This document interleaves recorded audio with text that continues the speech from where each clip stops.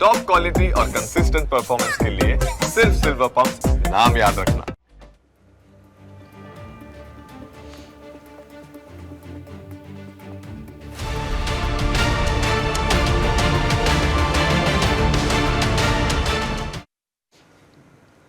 નમસ્કાર, ન્યૂઝ કેપિટલમાં આપનું સ્વાગત છે। હું છું પ્રતિપાલ સિંહ। ડિબેટ ઓફ ધ ડેમાં આજે ચર્ચા કરવી છે। ક્યાંક તાંડવ થઈ રહ્યું છે તો ક્યાંક તરસ જોવા મળી રહી છે। એટલે ચોક્કસથી જે રીતે અષાઢ મહિનો છે તે ચાલુ થઈ ગયો છે। અષાઢમાં અનરાધારની પણ શરૂઆત થઈ ગઈ છે, પરંતુ ક્યાંક જે અલગ અલગ 5 સિસ્ટમો સક્રિય થઈ છે તેમાં અલ નીનો, લા નીનો કે ડીપ ડિપ્રેશનની વાત કરવામાં આવે કે સાયક્લોનિક સર્ક્યુલેશનની વાત કરવામાં આવે, ક્યાંક અતિ ભારે વરસાદ, પૂરની સ્થિતિ જોવા મળી રહી છે તો ક્યાંક એક તરફ સૂકો દુકાળ હોય તેવી પરિસ્થિતિનું પણ નિર્માણ થયું છે। એટલે કે ત્યાં આ તરફ દક્ષિણ ગુજરાતની વાત કરવામાં આવે, સુરત, વાપી, વલસાડ, નવસારીનો જે વિસ્તાર છે ત્યાં ભારેથી ભારે વરસાદ વરસી રહ્યો છે। બીજી તરફ ઉત્તર ગુજરાત હોય કે આ તરફ મધ્ય ગુજરાત હોય ત્યાં પણ ચોક્કસથી વરસાદ વરસી રહ્યો છે, પરંતુ આ તરફ સૌરાષ્ટ્રના એવા કેટલાક જિલ્લા છે, કચ્છનો એવો જે વિસ્તાર છે ત્યાં જે હવામાન વિભાગના આંકડા સામે આવ્યા છે ત્યાં ખૂબ જ ઓછો વરસાદ છે તે નોંધાયો છે। સૌરાષ્ટ્રમાં દેવભૂમિ દ્વારકાની વાત કરવામાં આવે ત્યાં તો માંડ 2 થી 5% જેટલો જ વરસાદ છે તે વરસ્યો છે। આ તરફ જામનગર હોય કે અન્ય પોરબંદરની વાત કરવામાં આવે તો ત્યાં પણ ખૂબ જ ઓછો વરસાદ છે। તો કચ્છના પણ અલગ અલગ જે ગ્રામ્ય વિસ્તારો આવેલા છે ત્યાં પણ ખેડૂતો અત્યારે ત્રાહિમામ પોકારી ઉઠ્યા છે, કારણ કે વરસાદ વિના તેઓ વાવણી કરે તો કેવી રીતે તે પ્રશ્ન છે તે ઊભો થઈ ગયો છે। તો આપણે એ જ મુદ્દા ઉપર આજે ચર્ચા કરવી છે કે વરસાદની આ જે પેટર્ન છે તે કઈ રીતની પેટર્ન છે। એક જ રાજ્ય છે પરંતુ અલગ અલગ જિલ્લા તેમજ તાલુકામાં આ રીતની હવામાનની સ્થિતિનું નિર્માણ થયું છે, તેના પાછળના કારણો શું છે? તો આપણી સાથે ગેસ્ટ પેનલ છે તે પણ જોડાઈ ચૂક્યા છે। આપણી સાથે હવામાન આગાહીકાર, હવામાન નિષ્ણાત અંબાલાલ પટેલ છે તે જોડાઈ ચૂક્યા છે। ત્યારબાદ ખેડૂત અગ્રણી એવા રમેશભાઈ પટેલ આપણી સાથે જોડાઈ ચૂક્યા છે અને દેવભૂમિ દ્વારકાના ખેડૂત છે પરેશભાઈ, તે પણ આપણી સાથે જોડાઈ ચૂક્યા છે। આપ તમામનું સ્વાગત છે। સૌપ્રથમ અંબાલાલ કાકા, આપને પૂછવા માંગુ છું કે વરસાદની આ પેટર્નને આપ કઈ રીતે જુઓ છો? એક તરફ લીલા દુકાળની પરિસ્થિતિનું નિર્માણ થયું છે, બીજી તરફ કેટલાક જિલ્લા તેમજ તાલુકા એવા છે જ્યાં સૂકા દુકાળની પરિસ્થિતિ છે। વરસાદની આ પેટર્ન વિશે આપ શું કહેશો?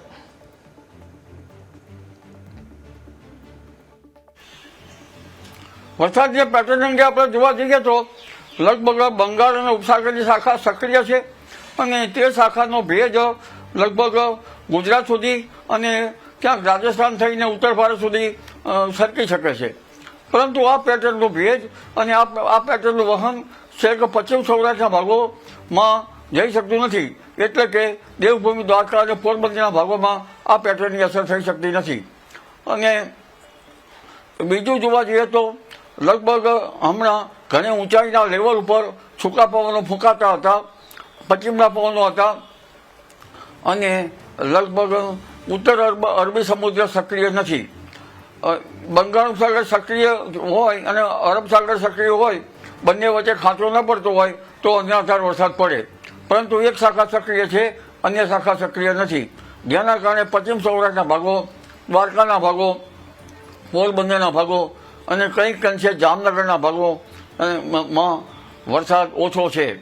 કચ્છના ભાગોમાં પણ વરસાદ ઓછો છે, પણ હમણાં એક સિસ્ટમ લગભગ ઉત્તર સૌરાષ્ટ્ર તરફથી પસાર થઈ હતી ત્યારે કચ્છમાં કંઈક વરસાદ હશે, એટલે આ સિસ્ટમ જે છે એ ઉત્તર અરબ સાગર સક્રિય નથી અને માત્ર એક બંગાળની ઉપસાગરની એક શાખા સક્રિય છે, જે ઉત્તર ગુજરાત, મધ્ય ગુજરાત અને દક્ષિણ ગુજરાતમાં એક ટ્રફ બનેલો છે વેસ્ટર્ન ઘાટમાં, તેના કારણે ભારે વરસાદ થઈ રહ્યો છે। જી આપણી સાથે ખેડૂત અગ્રણી એવા રમેશભાઈ પણ જોડાયેલા છે। રમેશભાઈ, આપ શું માનો છો? જે રીતે ખાસ કરીને દક્ષિણ ગુજરાતની વાત કરવામાં આવે કે ઉત્તર ગુજરાત હોય કે મધ્ય ગુજરાત હોય ત્યાં સારો એવો વરસાદ વરસ્યો છે, પરંતુ સૌરાષ્ટ્રના કેટલાક ગ્રામ્ય વિસ્તારો હોય કે આ તરફ કચ્છના કેટલાક એવા તાલુકા છે, એવા ગ્રામ્ય વિસ્તાર છે જ્યાં ખૂબ જ ઓછો વરસાદ છે અને સૂકા દુષ્કાળ જેવી પરિસ્થિતિનું ત્યાં નિર્માણ થયું છે।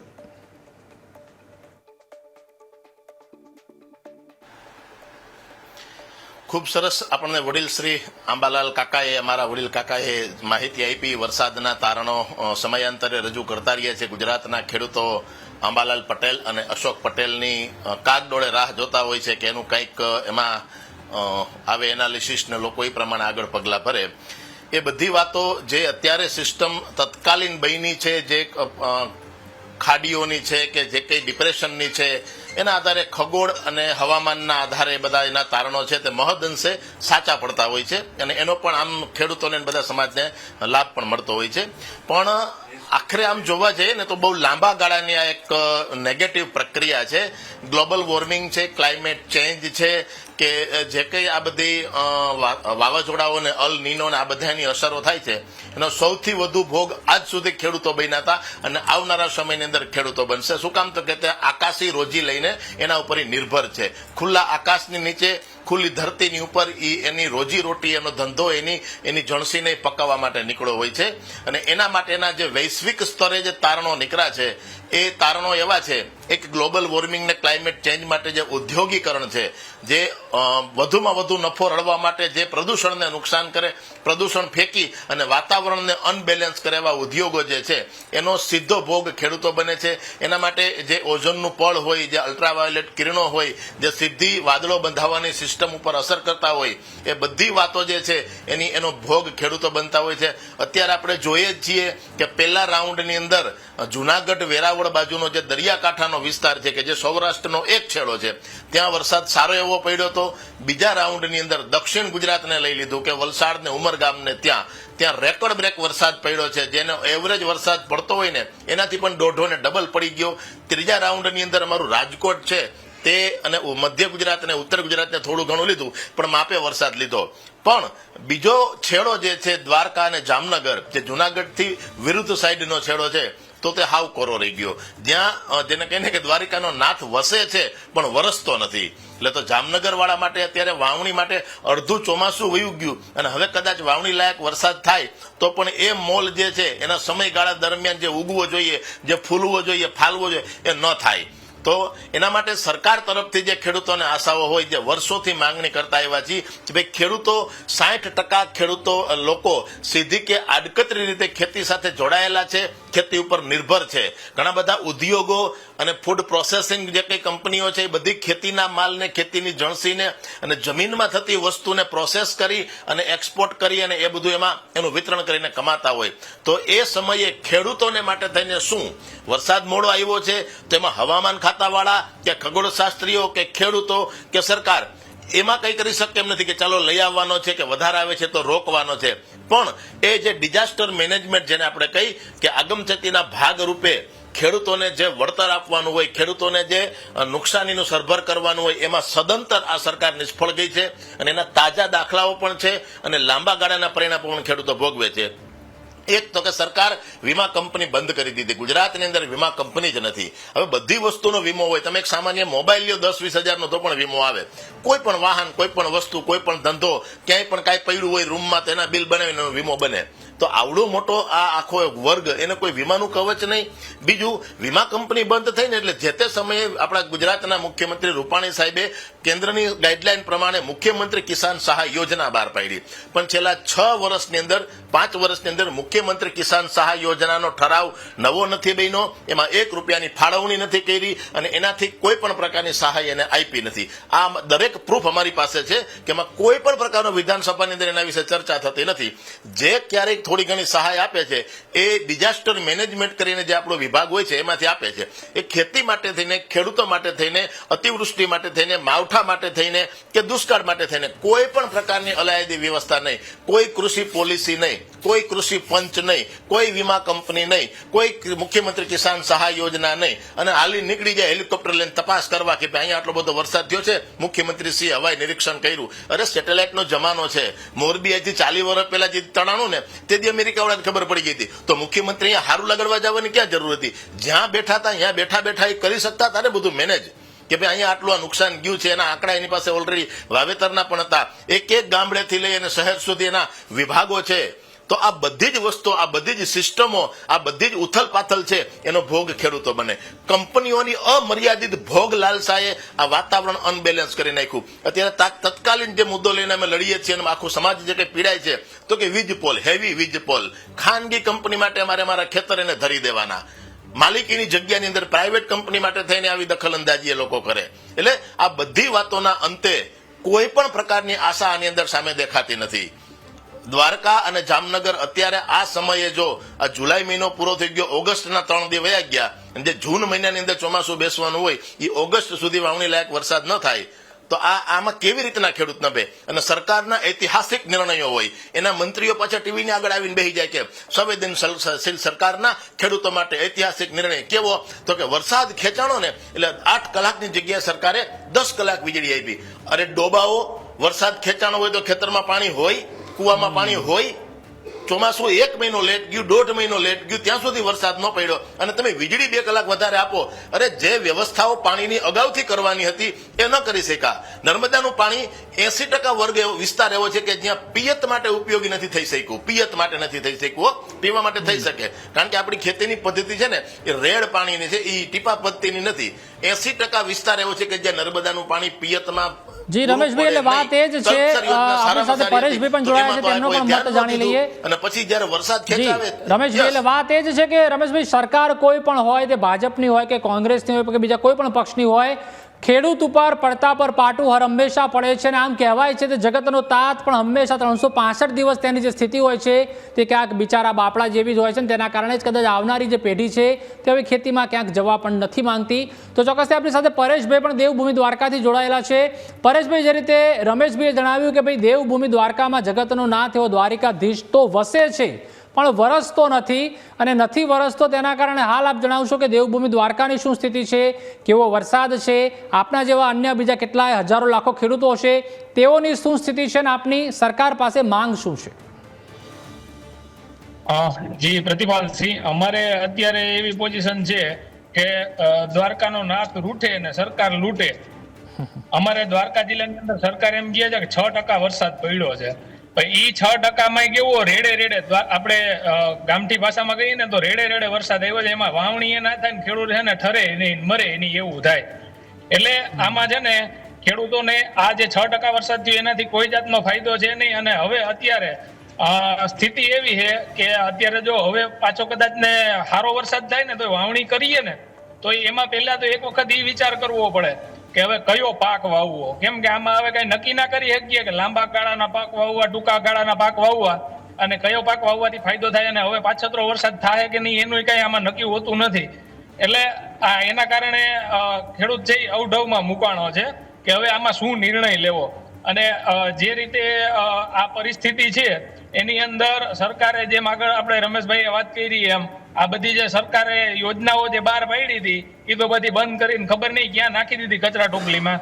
એટલે હવે છેલ્લે કઈ નહીં તો આજે ખેડૂતો માથે જે આઘાત થયો છે ને એમાં સરકારે દેવા માફી નામનું મલમ એમાં લગાડવું જોઈએ એવી અમારી માંગ છે. અને તમે જો અત્યારે અમારા જે વિસ્તાર છે એની અંદર દ્વારકામાં 6%, જામનગરમાં 28% અને પોરબંદરમાં 17% વરસાદ થયો. હવે અડધી સિઝન વરસાદની વહી ગઈ, અડધું ચોમાસું વયું ગયું અને હજી અડધો વરસાદ નથી પડ્યો. તો આમાં ખેડૂતને કરવાનું શું? એટલે આવા પ્રશ્નો છે.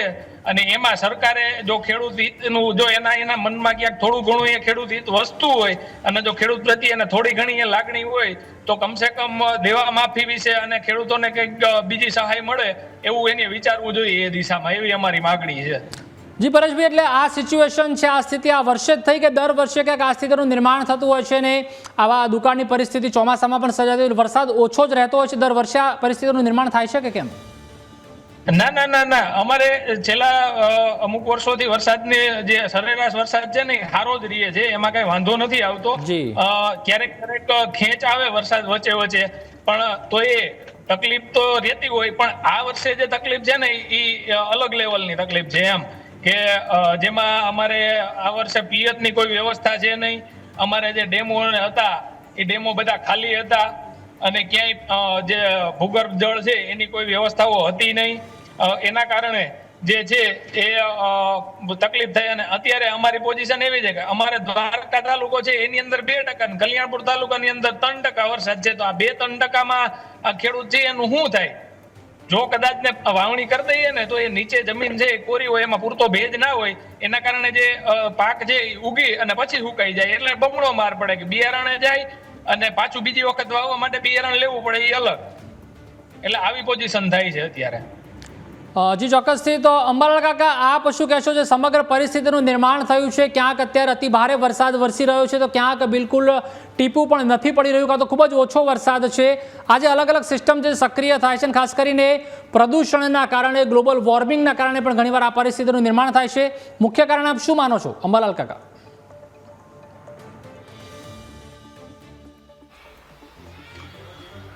ઘણી વાર રમેશભાઈએ જે કહ્યું ખેડૂત પ્રતિનિધિ એ મને બરાબર સોંસરું વાગી ગયું.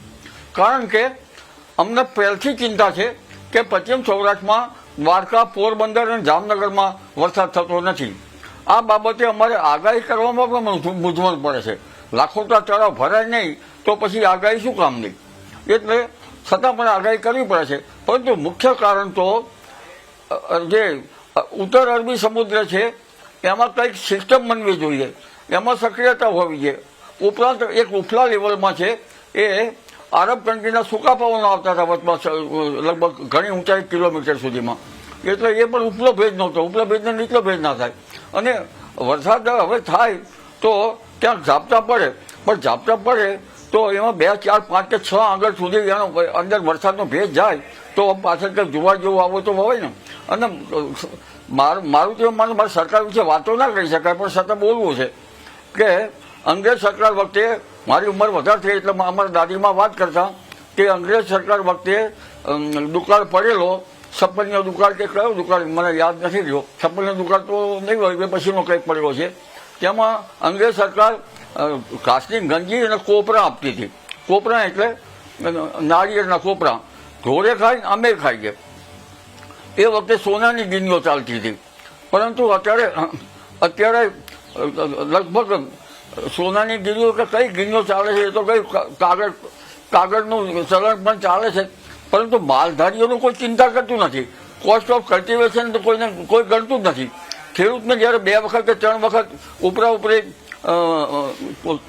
કલ્ટિવેશન કરવું પડે તો કેટલો ખર્ચો આવે. ખેડૂતો માટે કોસ્ટ ઓફ કલ્ટિવેશન પણ મોંઘું છે. જોકે વરસાદની સિસ્ટમની અંગે જોવા જઈએ તો આ સિસ્ટમ જે છે ઉત્તર અરબ સાગર કેમ સક્રિય થતો નથી, બંગાળ ઉપસાગર સક્રિય થઈ ગયો છે અને ત્યાંનો ભેજ પૂરો પહોંચતો નથી. એટલે આ વખતે જાણે પશ્ચિમ સૌરાષ્ટ્રની માછી દશા બેઠી હોય તેવું છે. અને આ માછી દશામાં તો સાંપ્રત સરકાર ઉગાડી શકે તેમ છે. માલધારીઓ માટે કંઈક વ્યવસ્થા કરે, કારણ કે માલધારીઓ ત્યાં ઘણા છે. અને ખેડૂતો માટે કોસ્ટ ઓફ કલ્ટિવેશન તો મોંઘું પડે જ છે. હું પણ ખેડૂત છું એટલે મને ખબર છે. પરંતુ અમે કહ્યું કે 1-2 આંગળે ના પડે અને ઉપરની ફાંસ ના પડે અને નીચેનો ભેજ ના હોય તો શું કરવાનું? જો ભેજ થોડોક પણ વરસાદ હોય તો પાછળ ખાચારા પાકે હોય. એટલે આ 3 જે ભાગ છે, દ્વારકાનો ભાગ, પોરબંદરનો ભાગ, જામનગરનો ભાગ, એમના માટે અમારી આગાહી જ્યારે કરીએ છીએ ત્યારે ઝાપટા મળશે આવું બોલવું પડશે. કારણ ખેડૂતના સાંત્વન માટે બોલવું પડે. પરંતુ આ અંગે તો અમે પણ ચિંતિત છીએ. જો ચોક્કસથી અમલ કાકા, અને તેથી જ આપ તમામ જે ખેડૂત મિત્રો છે તેમના પણ ખૂબ જ પ્રિય છો અને ચોક્કસથી તમારી જે આગાહી છે તે પણ તમામ ખેડૂત મિત્રો હોય છે તે ખૂબ જ સાવચેતીથી ધ્યાનથી હોય છે તે પણ સાંભળતા હોય છે. રમેશભાઈ, જે રીતે આપણે આગળ પણ જણાવ્યું કે જે વિકાસ થઈ રહ્યો છે તે પણ ક્યાંક વિનાશ તરફ દોરી રહ્યો છે. એટલે એક તરફ ચોક્કસથી જે જંગલો છે, વૃક્ષો છે તે ઓછા થઈ રહ્યા છે, ખેતીવાડી વિસ્તાર ઓછો થઈ રહ્યો છે, બીજી તરફ સતત કોન્ક્રીટના જંગલો વધી રહ્યા છે. લાગી રહ્યું છે કે ખેડૂતને તો 365 દિવસ પડ્યા પર પાટું જ હોય છે. તે પાણીની સમસ્યા હોય કે વીજળીની સમસ્યા હોય કે અલગ અલગ કોઈ પણ સમસ્યા હોય, જમીન સંપાદનની પણ જો વાત કરવામાં આવે, ત્યારબાદ જમીન સર્વેની પણ જો વાત કરવામાં આવે, તો શું લાગી રહ્યું છે ખેડૂતે આ તમામ સમસ્યામાંથી બચવું કેવી રીતે? કારણ કે હવે આવનારી પેઢી એવી આવી રહી છે કે જેઓને કદાચ ખેતી કરવી જ નથી.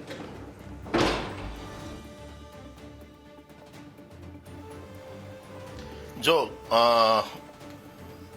કલ્પસર યોજના છે ને એ સૌરાષ્ટ્ર માટે થઈને બહુ એટલે બહુ કારગત છે. અનિલ કાણે કરીને કે બહુ રિસર્ચ અને મહેનત કરવા વાળી વ્યક્તિને અમે મળ્યા હતા આની પહેલા 2 વખત, પણ હવે તો ભગવાનને વાલા થઈ ગયા. અનિલ કાણે કરીને 1962માં કલ્પસર યોજના માટે થઈને જે તે ડેનમાર્કની કંપનીએ સર્વે કરીને રિપોર્ટ આપ્યો હતો કે અહીંયા થઈ શકે એમ છે. અને ઊંધી રકાબી જેવો જે આ સૌરાષ્ટ્રનો આકાર છે એને લીલી નાગરવેલ જેવો બનાવવો હોય તો કલ્પસર યોજના સાકાર કરવી પડે. હવે એના માટે દર વર્ષે ફંડો અને વિભાગો અને આયોજનો અને રિપોર્ટો અને ફાઇલો થયા રાખે. 2002ની અંદર પહેલી વખત આપણા મુખ્યમંત્રી જયારે બન્યા ત્યારે એને કલ્પસરની ઈટ મૂકી હતી. તે 2026ની અંદર પાછું એનું ગતકડું એને આપ્યું. 24 વર્ષ સુધી ક્યાં ગયા હતા? 24 વર્ષ સુધી એક ઈટ બીજી નવી વધારાની મૂકી નહીં. અને હવે કે છે કે ફલાણા દેશની સહયોગથી આપણે કલ્પસર યોજના સાકાર કરશું. જેવી રીતના જાપાનના સહયોગથી બુલેટ ટ્રેન સાકાર કરીને એવી રીતના જે તે બીજા દેશમાં જઈને ભીખ માગવા જવી પડે કે ભાઈ અમે અમારે કલ્પસર માટે સહાય કરો. બધું જ અહીંયા શક્ય છે.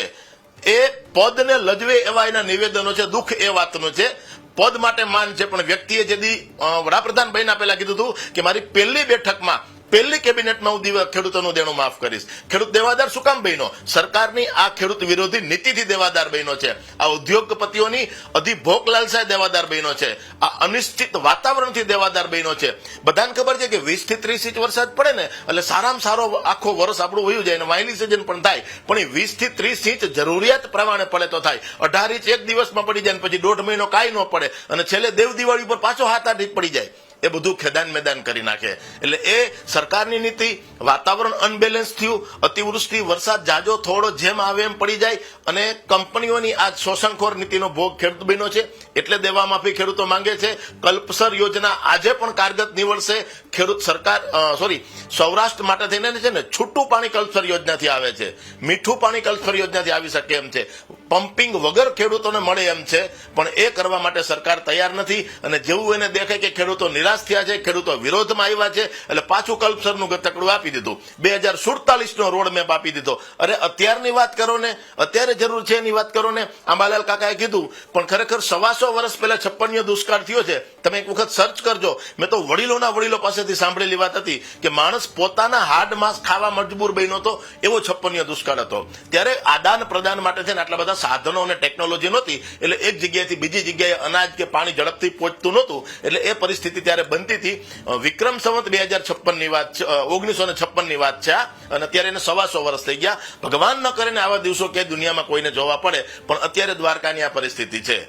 હવે જે કંઈ થશે એના માટે જવાબદાર આપણે કોઈને ન કરીએ કે ન કરીએ, પણ જવાબદારી જે તે સરકારની બને છે. અમે કોઈ પાર્ટીનો, કોઈ વ્યક્તિનો કે કોઈ સત્તાનો વિરોધ નથી કરતા, અમે સિસ્ટમનો વિરોધ કરીએ છીએ. જે બની રહ્યું છે તે ખોટું બની રહ્યું છે. અમે એમ નથી કહેતા કે બીજા રાજ્યમાં બીજી સરકાર છે તો અહીંયા ખેડૂતોનું ભલું થઈ ગયું. બધે આવું જ છે એમ. એટલે સિસ્ટમને આદિ થઈ ગયા છે. અધિભૌતિક ભોગ લાલસાએ ખેડૂતોનો ભોગ લીધો છે. એટલે આવનારા સમયની અંદર યોગ્ય સમયે યોગ્ય પગલાં લેવામાં આવે ને, એના કરતા આગમચેતીના ભાગરૂપે પગલાં લેવામાં આવે તો જ ખેતી, ખેડૂત અને ગામડાઓ બચી શકે એમ છે. ગામડું સમૃદ્ધ રહેશે તો જ શહેર આબાદ રહેશે. નવો રૂપિયો જનરેટ થવાનું કામ ગામડામાં થાય છે, નવું ઉત્પાદન ગામડામાં આવે છે. ગામડાનો માલ ખેતીથી શહેરમાં જાય અને પછી એને પાછું રીપ્રોસેસિંગ કરીને શહેરના કારખાના હાલે છે. એટલે ગામડું આબાદ રાખવા માટે, ગામડું સમૃદ્ધ રાખવા માટે સરકારે પગલાં ભરવા પડશે, નહીતર શહેરની ચમક દમક જે છે ને એ ફીકી પડી જશે. અને બીજો એક હું તમને દાખલો દઉં તો અમે રાજકોટ કલેક્ટરને રાજકોટ જિલ્લાના 2365 તળાવનું સર્વે કરીને આપ્યું હતું. અમારી ટીમે આખા રાજકોટ જિલ્લાના 600 ગામ 11 તાલુકાના 2965 તળાવનું સર્વે કરીને આપ્યું. એનો એસ્ટિમેટ આપ્યો કે ભાઈ માટી ખેડૂત લઈ જશે, તળાવ ઊંડું થયા, નવું બને. એ ભગીરથ કાર્યની અંદર એક તળાવ સરકારે ન કર્યું, એક તળાવ રાજકોટ કલેક્ટરે ન કર્યું, એક તળાવ ગુજરાત સરકારે ન કર્યું. અને રાજકોટની અંદર 200 કરોડના ખર્ચે નવું રેસકોર્સ બનાવ્યું લોકોને હરવા ફરવા માટે. 3 વર્ષ સુધી બ્લાસ્ટિંગ કરીને તળાવ બનાવી અને એમાં પાણી ભર્યું, એને આરસીસી કર્યું, એમાં પાણી ભરીને એમાં હુડકા હલાવવાનું કામ કર્યું. અરે ભલામણા, ઈ કર્યું ઈ તમને મુબારક, પણ અહીંયા આ ભૂખે મરી જાય છે એના માટે તો કંઈક કરવું હતું કે હરવા ફરવા માટે પેલા કરવાનું હતું. નવું રેસકોર્સ રાજકોટનું, આમ કાંકરિયા તળાવ, આમ સાબરમતી રિવરફ્રન્ટ, આવા કેટલાય હરવા ફરવાના સ્થળો કર્યા કે જ્યાં અબજો રૂપિયાનો ખર્ચો કરી અને એમાં હુડકા હલાવ્યા 50 રૂપિયા લઈને ચાલો ઉડિયામાં બેસી જ આવી કે. પણ આ ગામડે, આ ખેતરે, આ હોકરે, આ નદીએ ત્યાં તળાવ બનાવ્યા હોત તો આ ખેતી સમૃદ્ધ રહેત ને. ત્યારે આ દ્વારકાની, જામનગરની આ પરિસ્થિતિમાં આપણને એમ થાત ને કે ભાઈ હાલો કાંઈક તો રાહત રહી. એટલે હાવ આંધળે બેરું કૂટે છે. આ સંવેદનશીલ નથી, ગેંડા જેવી જાડી ચામડીની છે અને એને કોઈ સરકારની પીડા, ગામડાની પીડા, ખેડૂતોની પીડા, નાના માણસોની પીડા એને ક્યારેય અનુભવાતી નથી. જી રમેશભાઈ, એટલે વાત એ જ છે કે સરકાર કોઈની પણ હોય, પરંતુ જ્યાં ખેડૂત દુઃખી છે તે ચોક્કસથી દુઃખી છે. જે ગુજરાત હોય કે મધ્યપ્રદેશ હોય કે મહારાષ્ટ્ર હોય કે રાજસ્થાન હોય. પરેશભાઈ, આપ શું માનો છો? જે રીતે રમેશભાઈએ પણ જણાવ્યું છે કે જે કલ્પસર યોજના છે તે પણ હજી સક્સેસફુલી પ્રોવાઈડ નથી કરવામાં આવી. ત્યારબાદ સૌની યોજનાની વાત કરવામાં આવે કે આ તરફ નર્મદા કેનાલનું પાણી અલગ અલગ જિલ્લા તેમજ તાલુકામાં પહોંચ્યું છે, તેવી પણ આપણે વાત કરી રહ્યા છીએ. કૃત્રિમ તળાવો પણ ચોક્કસથી ક્યાંક બનાવવામાં આવી રહ્યા છે તંત્ર દ્વારા, કે કેટલાક ઉદ્યોગપતિઓ પણ પહેલ લઈ રહ્યા છે. તો શું તેનો કોઈ આમાં ફાયદો ના થઈ શકે આવી સિચ્યુએશનમાં? જે પ્રતિપાલજી, આ જે આપણે વાત કરી ને તમે કલ્પસરની, જી એ હું ભણતો ને પ્રાથમિક શાળામાં તેની વાત આવે છે કે કલ્પસર યોજના આવશે અને પછી એનાથી છે ને આ બધા ખેડૂતો સૌરાષ્ટ્રના છે ને એના ઘરે સોનાનો સૂરજ ઉગીએ અને એ બધી આવી બધી વાતો તો હું જયારે પ્રાથમિક શાળામાં ભણતો ને ત્યારથી સાંભળતો આવું છું. હવે વિચારું છું કદાચ મારા છોકરા છે એ કોલેજમાં પહોંચે ને ત્યારે કદાચ એના આ રમેશભાઈ કહેતા હતા બીજી ઈંટ મુકાઈ તો ભલે. એટલે આ બધી ખાલી બતાવવાની વાતો છે. બાકી જો આ રમેશભાઈએ કીધું એમ રિવરફ્રન્ટ ને આ તે બધું બની જાય. રમેશભાઈ એ બધું હે ને ત્યાં 50 ઉઘરાવીને સરકાર આવક કરવા હાટું થઈને કરે. આપણા ખેતરે ઈ કોઈ એના જે માણસો છે ને આ બધા નેતાઓને જે છે ને છોકરા ઈ કોઈ અહીંયા આપણા ખેતરે કામ કરવા નહીં આવે. ઈ બધાને તો અહીંયા કોન્ટ્રાક્ટ રાખવા છે, પાર્કિંગના કોન્ટ્રાક્ટ રાખવા છે અને આ બધી રાઈડો હોય ને એન્ટ્રીના ટિકિટોના આ તે બધા કોન્ટ્રાક્ટ રાખીને પૈસા છાપવા છે. એટલે ઈ એના છોકરાઓનો ધંધો સેટ કરે. આપણા છોકરાઓનું કોઈ વિચારતા નથી રમેશભાઈ. એટલે આ બધી વસ્તુ છે ને આવી છે. આ કલ્પસર યોજના થાય તો સારી વાત છે, પણ મને નથી દેખાતું કે હું જીવતા જીવત હું અત્યારે મારી જુવાનીમાં જાઉં તો મને નથી લાગતું કે મારા જીવતા જીવત હું જોઈ કે કલ્પસર યોજનાનું પાણી મારા ગામમાં આવે. જી, એટલે ચોક્કસથી પરેશભાઈ અમે પણ વાત એ જ કરી રહ્યા છે કે ચોક્કસથી મોજ મસ્તી મજા પણ લોકો કરે. એટલે કહેવામાં આવે છે ને કે ભાઈ life is for enjoy not for destroy. એટલે ચોક્કસથી તમે એ બધી વસ્તુઓ પણ કરો, એનાથી અમારો વિરોધ નથી. પરંતુ ખાસ જે જગતનો તાત છે, જે અસલી હીરો છે, જે હકીકતમાં ગામડું જેને બાપ કહેવાય છે અને ગામમાંથી શહેર નીકળ્યું છે તેને તેનો છોકરો કહેવાય છે. એટલે કે બાપનું ધ્યાન રાખવું પડે. જે આપણા અસલી હીરો છે દેશના તેઓનું ધ્યાન રાખવું પડે, તે ખૂબ જ જરૂરી છે. અંબાલાલ કાકા, છેલ્લો પ્રશ્ન આપને પૂછવા માંગુ છું કે અત્યારે હાલમાં આ રીતની પરિસ્થિતિનું જ્યારે નિર્માણ થયું છે ત્યારે જગતના તાત એવા ખેડૂતે શું કરવું જોઈએ? આમાંથી નીકળવાનો રસ્તો આપના મતે શું લાગી રહ્યો છે? પોતે સૂચવ્યો છે યોજનાઓ જે છે પાણીનું શું વ્યવસ્થાપન કરવું જોઈએ. સૌરાષ્ટ્રમાં લગભગ ઘણા ભાગોમાં પાણીનું સુવ્યવસ્થાપન કરવું પડે, કારણ કે સૌરાષ્ટ્રમાં ખેડૂતો પાસે પર કેપિટા જમીન થોડી વધારે છે અને એક વખત ઘણી વખત કોરામાં વાવી દેવામાં આવે છે અને વરસાદ ના થાય તો મોંઘું બિયારણ પાણીમાં જાય છે. એટલે ખાસ કરીને સૌરાષ્ટ્રના એવા ઘણા ભાગો છે, ખાસ કરીને હાલારનો ભાગ છે, તેમાં તો જરા મુશ્કેલી વધારે છે અને દ્વારકા અને પોરબંદરના ભાગમાં તો ક્યારેક અરબી સમુદ્ર જ્યારે રીઝે તો જ વરસાદ આવે. એટલે મારું એ કહેવાનું થાય છે કે ખેડૂતો આમાં ખેડૂતો માટે એવી યોજના બનાવે. મારે કંઈ કહેવું ના જોઈએ, રાજકારણ વિશે હું કહેવા નથી માગતો, પણ હું નાનો હતો ત્યારે અમારા દરેક ગામમાં મોટા મોટા તળાવો હતા જેમાં અમે તરતા હોળી મૂકેવા અને આ તળાવોના કારણે પાણીના તળ ઊંચા આવતા હતા. આવું કંઈક એવું મોટું કંઈક કરે પાણીના તળ ઊંચા આવે અને સૌરાષ્ટ્રમાં પિયત વ્યવસ્થાપન સારું થાય એવી મારી ઈચ્છા છે. અને ખેડૂતો કેમ નભે છે એ હું મારે અંગત રીતે કહું તો ઘરમાં એક ભાઈ કંઈક પ્રાઇવેટમાં નોકરી કરતો હોય, ક્યાંક કોઈ હળવી સરકારી નોકરીમાં હોય કે કોઈ ગમે તે નાની નોકરીમાં હોય, એટલે આ ગામડાઓમાં થોડાક નભે છે. બાકી કોસ્ટ ઓફ કલ્ટિવેશન ગણવા જઈએ તો સામાન્ય માણસને 15,000 રૂપિયા પગાર મળે કે 20,000 મળે તો એક કુટુંબમાં અમારા જે ખેડૂત ભાઈ હોય છે એમના દીકરીઓ પણ કામમાં હોય છે અને માતાઓ પણ કામમાં હોય છે અને દાદીમાં પણ કપાસ થાય તો દાદીમાં પણ બેઠા બેઠા કંઈ કામ થાય એવું તો કરે. તો એકમાં 5 જણ હોય તો કમસે કમ 10,000 ગણી તો 50,000 અને 12 મહિનાના 12 60 6 લાખ રૂપિયા તો જેવી આવક એને હોય તો જ ખેતી ચાલે, નહીં તો ઉપર દેવા બનતો જશે. એટલે આ સ્થિતિના નિર્માણ માટે કાગળિયા ચિતરવાના બદલે માણસના માટે સુવ્યવસ્થાપન કરવું જોઈએ. અને સાહેબે કહ્યું કલ્પસર યોજના, એવી કોઈ યોજનામાં પાણીનું વ્યવસ્થાપન કરવું જોઈએ અને જ્યારે પૂર આવે તો ત્યાંના પર નાથવા માટે પ્રયોગ કરવો જોઈએ. પાણી વહ્યું ના જતું ના રહે એનું પણ ધ્યાન રાખવું જોઈએ અને પાણીનો જમીનમાં ઉતરે એ પણ વ્યવસ્થાપન કરવું જોઈએ. જી, તો ચોક્કસથી સમયની મર્યાદા છે તેથી આપણે કાર્યક્રમને પૂર્ણ વિરામ મૂકવો પડશે. ચોક્કસથી અંબાલાલ કાકા, રમેશભાઈ અને પરેશભાઈ આપ અમારી સાથે જોડાયા તે બદલ આપનો ખૂબ ખૂબ આભાર. તો દર્શક મિત્રો, વાત એ જ છે કે અત્યારે હાલમાં તો ક્યાંક તાંડવ અને ક્યાંક તરસ જેવી પરિસ્થિતિનું નિર્માણ થયું છે. ત્યારે હવે જે રીતે રમેશભાઈ તેમજ પરેશભાઈએ પણ જણાવ્યું છે અને અંબાલાલ કાકાએ પણ જણાવ્યું છે કે આપણે આપણી રીતે પણ તૈયારી ચોક્કસથી કરવી પડશે. તંત્ર છે તે પોતાનું કામ કરશે, પરંતુ કુદરતનો જે કહેર એવો છે કે તેનાથી બચવું ક્યાંક ખૂબ જ મુશ્કેલ છે. તો ચોક્કસથી આપણે તૈયારી છે તે આપણે જ રાખવાની છે. તો ડિબેટ ઓફ ધ ડેમાં હાલ બસ આટલું જ. આવતીકાલે ફરીથી મળીશું કોઈ નવા મુદ્દા સાથે. ત્યાં સુધી રજા આપશો. નમસ્કાર.